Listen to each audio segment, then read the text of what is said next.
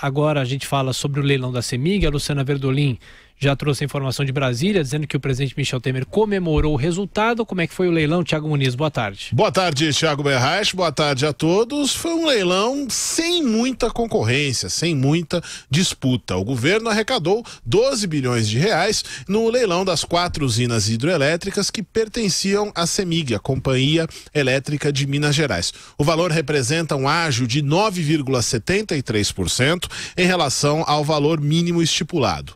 A chinesa SPIC arrematou o maior complexo disponibilizado, o de São Simão, com um lance único, de 7 bilhões de reais. A francesa Engie venceu a concorrência pelas usinas de Jaguara e Miranda, pagando 3 bilhões e meio de reais pelas duas somadas. Esses dois foram os únicos leilões em que nós tivemos algum tipo de concorrência. Nesses casos, a italiana Enel também apresentou ofertas, mas como as ofertas ficaram uma muito distante da outra, nos dois casos, a gente não teve aquela disputa no viva voz. Aliás, Thiago, quando a gente vai num leilão desses, né, a gente até tem aquela expectativa das pessoas gritando, dando lance, aquela coisa mais agitada, mas não foi o que aconteceu. Os lances da Engie foram muito superiores e não teve esse tipo de concorrência. A própria italiana Enel ganhou a concessão do complexo de Volta Grande, oferecendo sozinha uma oferta de 1 bilhão e 400 milhões de reais. Ou seja, todas essas usinas que eram aí controladas pela CEMIG, agora todas elas estão na mão do capital estrangeiro. Houve até a participação da Joint Venture, aliança, uma união da CEMIG com a Vale. Ela se habilitou, poderia colocar propostas, mas não fez, não entrou no processo. A CEMIG, atual controladora dos complexos, tentou impedir judicialmente o leilão e ainda há uma pendência relativa a isso no Supremo Tribunal Federal. O secretário executivo do Ministério de Minas e Energia, Paulo Pedrosa, afirma que esse risco jurídico não afetou a competição.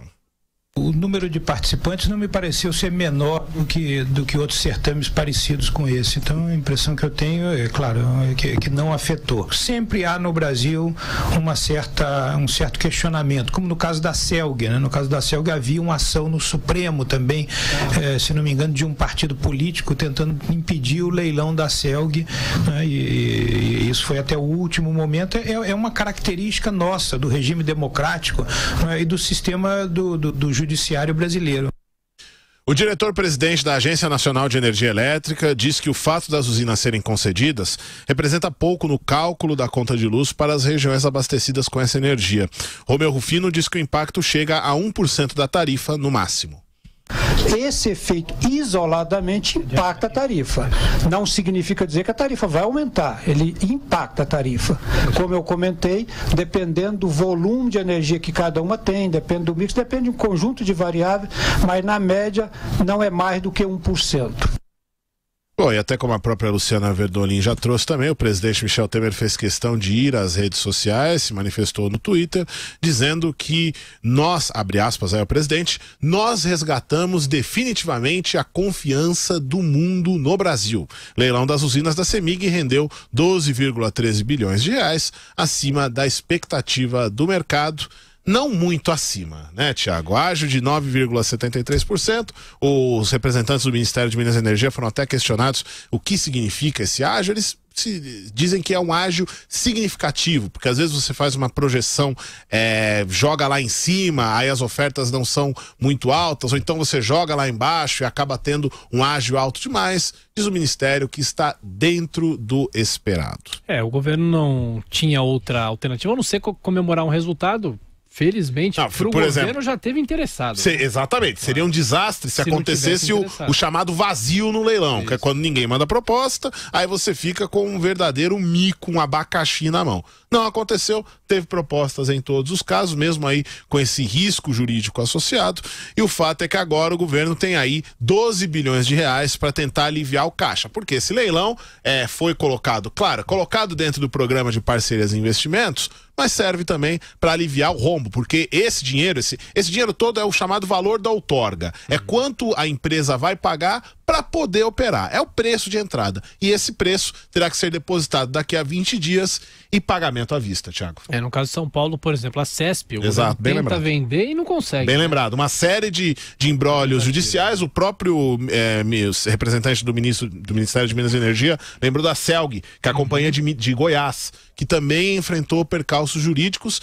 E o governo está formatando também o modelo de licitação da Eletrobras e de suas distribuidoras. E vai ser um processo até um pouco longo, justamente para evitar essas pendências jurídicas.